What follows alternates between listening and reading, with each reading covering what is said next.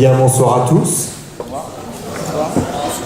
Donc je suis ravi de vous accueillir ce soir pour assister à un événement important dans la vie de notre établissement et pour notre communauté éducative. Et j'en profite d'ailleurs pour vous remercier d'être venus si nombreux pour cette représentation théâtrale. Cette soirée annuelle est une tradition ancienne de notre lycée, à tel point que notre troupe de théâtre associe élèves d'hier et d'aujourd'hui.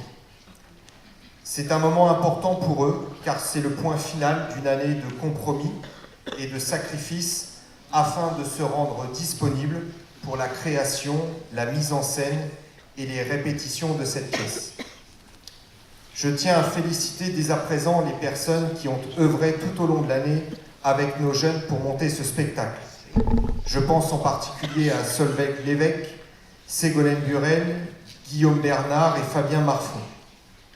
C'est un travail de longue haleine et tellement chronophage.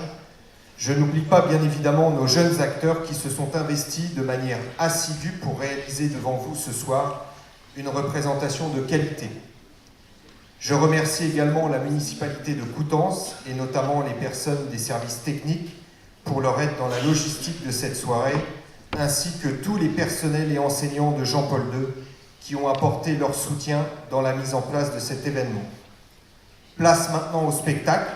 Je vous laisse en compagnie de la troupe Bac à part qui va vous faire passer, j'en suis persuadé, une excellente soirée.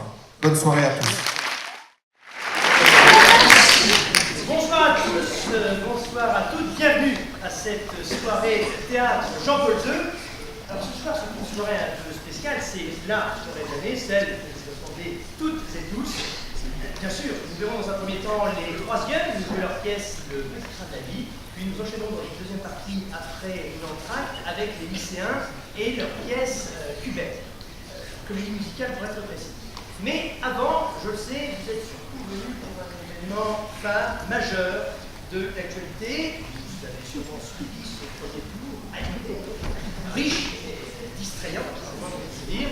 Je parle bien sûr du débat de l'entre-deux-tours pour l'élection du délégué de la 5e B. La 5e B classe l'établissement. On est passé les plus grands professeurs principaux de l'établissement.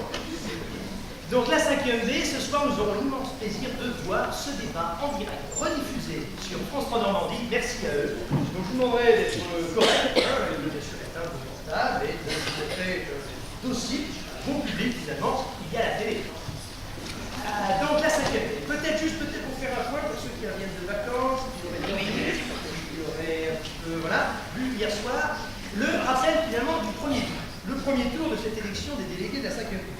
Alors déjà, le résultat de ce premier tour, on l'a vu, c'est bien sûr la candidate Manu qui est arrivée en tête, Parlement, suivie de près par le candidat Marin. Ensuite, dans les troisièmes, ceux qui n'ont pas pu accéder à cette finale, nous avons bien sûr François, largement soutenu par le modèle de l'établissement, mais n'ayant pas pu se hisser suffisamment haut pour atteindre le deuxième tour. C'est vrai qu'il a pas mal pâti des affaires qui sont sorties récemment, notamment des présumés faux mots des parents qui lui auraient permis, en classe de 6e, de ne pas assister au cours de lycée. Et il aurait un orteil à profiter. De toute façon, l'affaire est en cours. Je crois qu'un conseil de classe va se faire sur ce point dans les semaines à venir. Vous verrez bien ce qu'il en est. Troisième et quatrième candidat en opposition, bien sûr, Jean-Luc et Benoît. Jean-Luc et Benoît qui n'ont pas su s'entendre et qui, au fond, eh bien voilà, récolte de toutes en région en ne pouvant pas accéder à ce second tour de l'élection de la 5e B, des délégués de la 5e B. Alors Jean-Luc et Benoît, leur candidat est quand même cette nouvelle école où finalement on fait une remise à plat du système hiérarchique. Le professeur à au même niveau que l'élève. Ça n'a pas pris avec une demi-mesure de part, c'est bien sûr la suppression du carnet de liaison et l'évaluation inversée. Certains candidats ont d'ailleurs repris ces thèmes, ou ça dans le tour s'ils souhaitent l'aborder. Et bien sûr, notre dernier candidat, Jean, qui a une petite voix, les présidents, c'est la sienne. Voilà. Jean, qui n'a pas été compris, cette volonté de réintroduire le patois au sein des classes.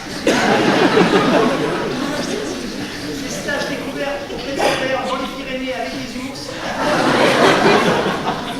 Les électeurs ont sanctionné, c'est le dernier candidat qui est arrivé. Enfin voilà, donc débat ce soir. Finalement, à côté, ce soir, c'est le troisième et c'est pas vraiment le sujet. Donc bon, mais avant d'enchaîner sur ce débat, je vous demande de faire un tonnerre d'applaudissements pour les troisièmes, pour leur pièce Le Petit Train de la Vie. Merci.